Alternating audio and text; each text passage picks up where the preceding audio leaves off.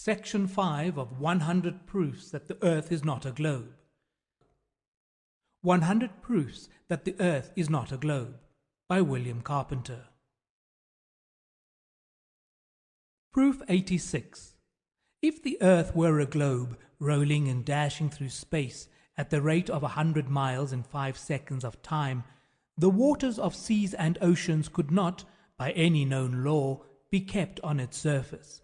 The assertion that they could be retained under these circumstances being an outrage upon human understanding and credulity.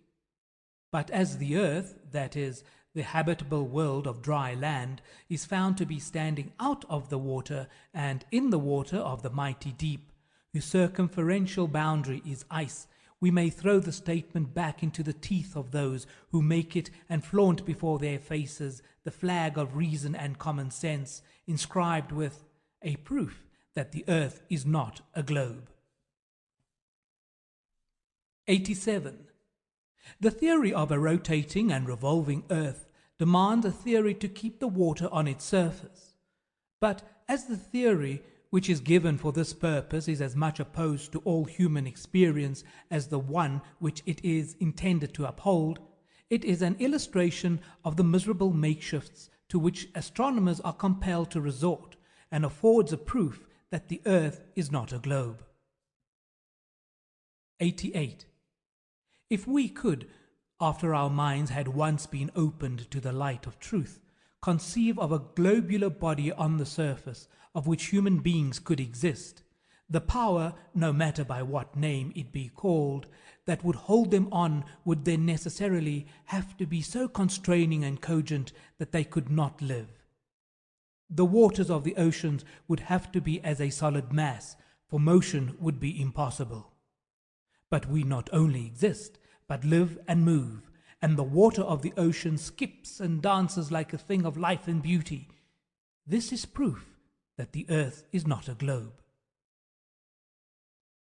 89. It is well known that the law regulating the apparent decrease in the size of objects as we leave them in the distance, or as they leave us, is very different with luminous bodies from what it is in the case of those which are non-luminous. Sail past the light of a small lamp in a rowboat on a dark night, and it will seem to be no smaller when a mile off than it was when close to it. Proctor says, in speaking of the sun, his apparent size does not change, far off or near, and then he forgets the fact. Mr. Proctor tells us subsequently that if the traveller goes so far south that the North Star appears on the horizon, the sun should therefore look much larger, if the earth were a plane. Therefore, he argues, the path followed cannot have been the straight course, but a curved one. Now, since it is nothing but common scientific trickery to bring forward as an objection to stand in the way of a plane earth, the non-appearance of a thing which has never been known to appear at all, it follows that unless that which appears to be trickery were an accident, it was the only course open to the objector to trick. Mr. Proctor, in a letter to the English Mechanic for October the 20th, 1871, boasts of having turned a recent convert to the zetetic philosophy by telling him that his arguments were all very good, but that it seems as though, mark the language, the sun ought to look 9 times larger in summer.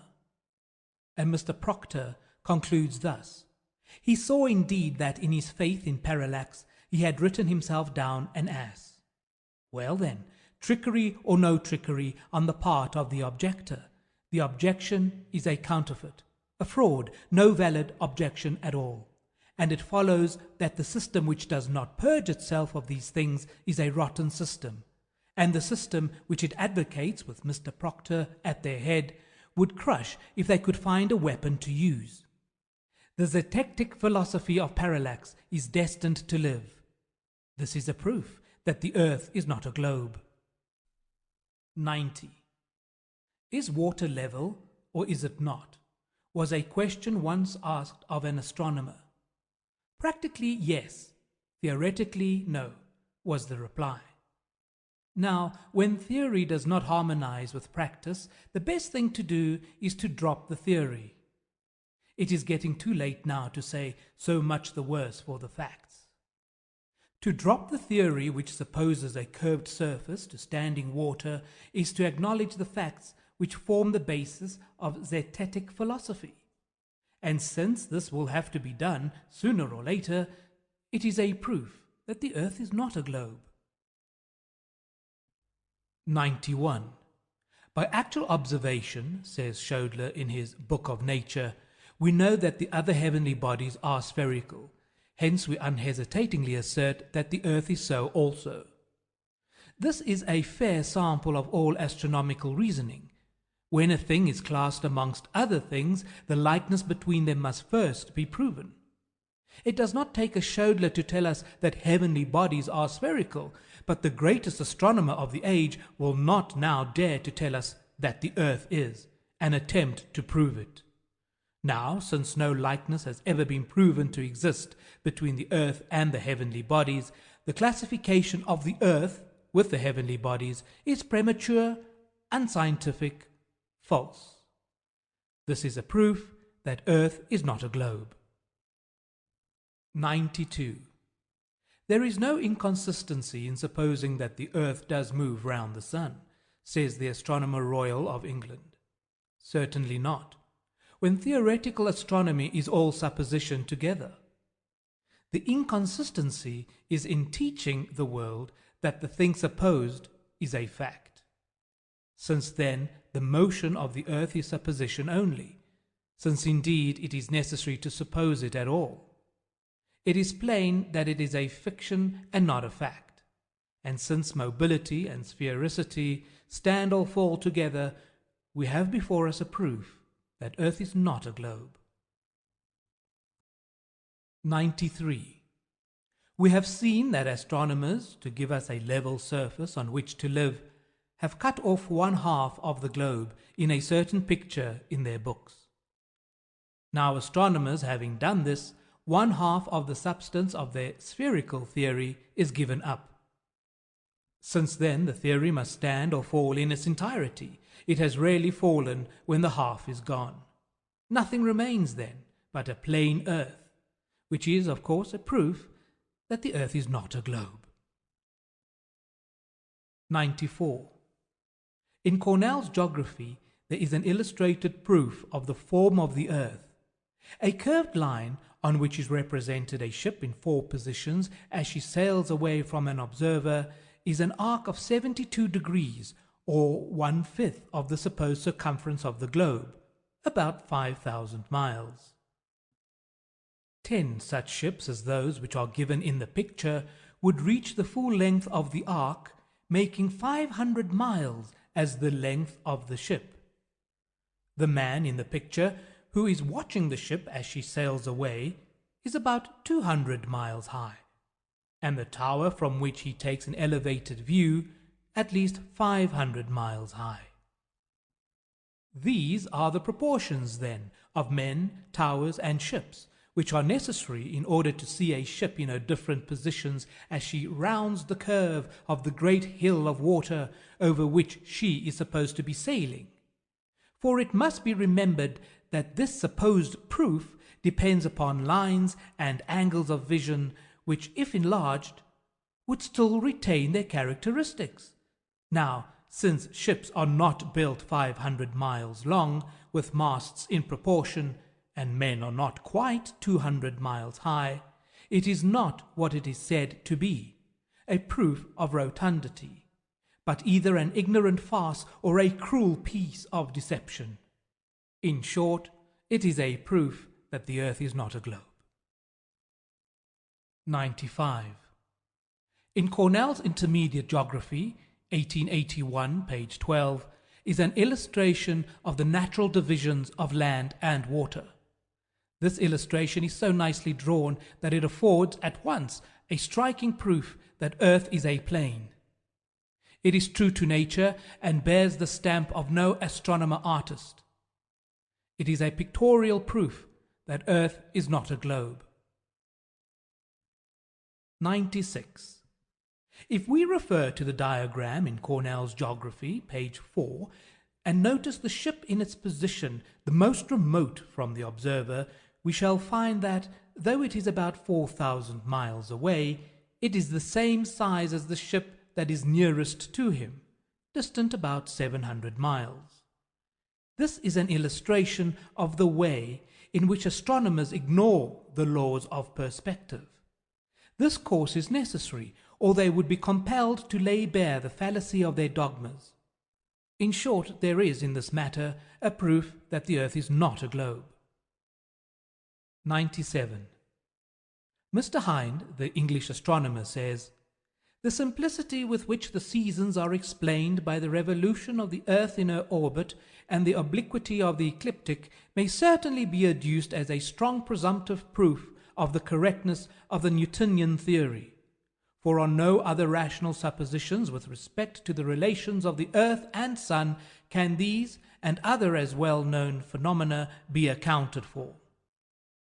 But, as true philosophy has no suppositions at all, and has nothing to do with suppositions, and the phenomena spoken of are thoroughly explained by facts, the presumptive proof falls to the ground, covered with the ridicule it so richly deserves, and out of the dust of Mr. Hind's rational suppositions, we see standing before us a proof that earth is not a globe. 98. Mr. Hind speaks of the astronomer watching a star as it is carried across the telescope by the diurnal revolution of the earth. Now, this is nothing but downright absurdity. No motion of the earth could possibly carry a star across a telescope or anything else. If the star is carried across anything at all, it is the star that moves, not the thing across which it is carried. Besides, the idea that the earth, if it were a globe, could possibly move in an orbit of nearly 600 million of miles with such exactitude that the crosshairs in a telescope fixed on its surface would appear to glide gently over a star millions of miles away, is simply monstrous.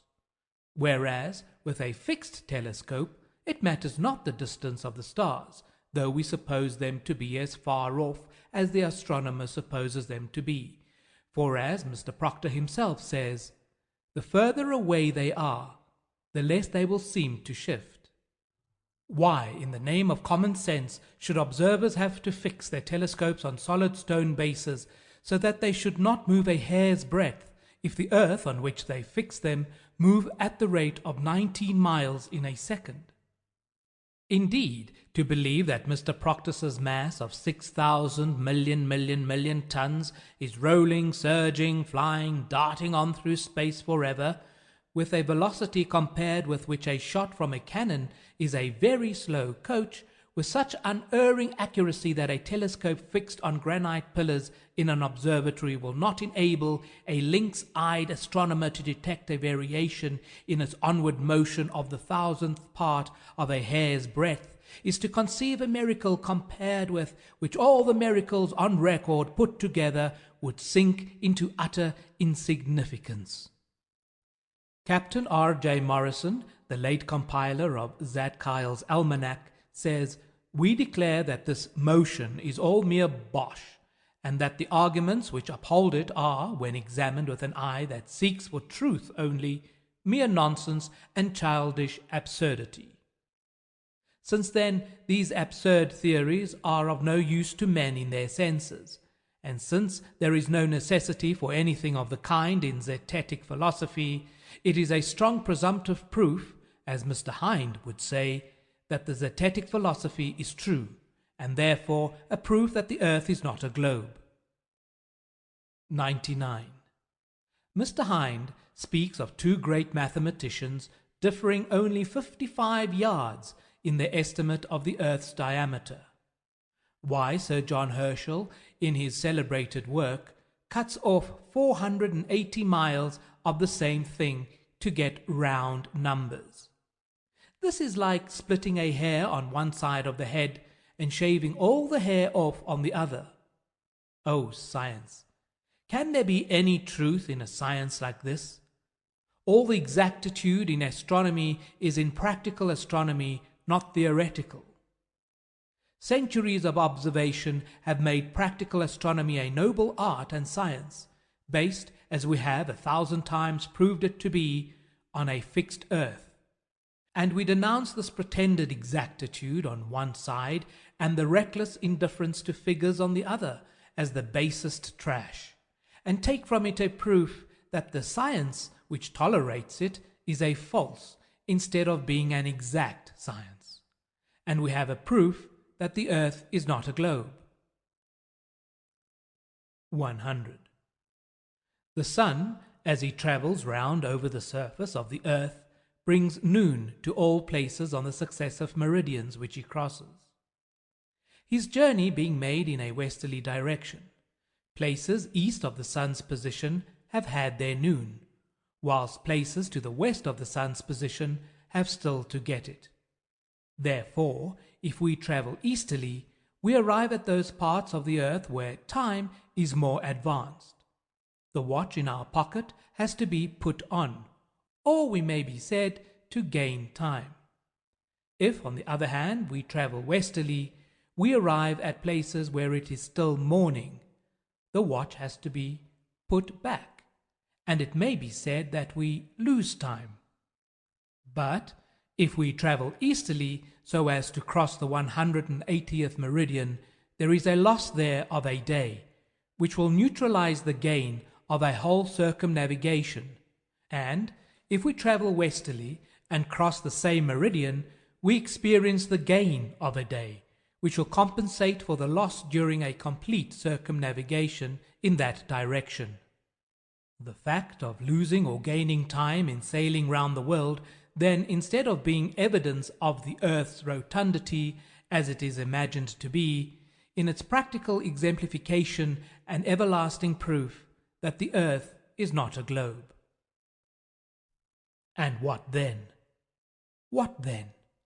No intelligent man will ask the question, and he who may be called an intellectual man will know that the demonstration of the fact that the earth is not a globe is the grandest snapping of the chains of slavery that ever took place in the world of literature or science.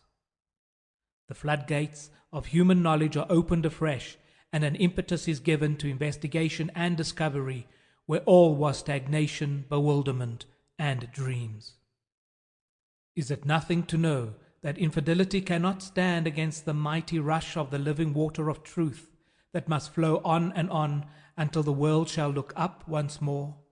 To him that stretched out the earth above the waters, to him that made great lights, the sun to rule by day, the moon and stars to rule by night? Is it nothing to know and to feel that the heavenly bodies were made for man, and that the monstrous dogma of an infinity of worlds is overthrown forever?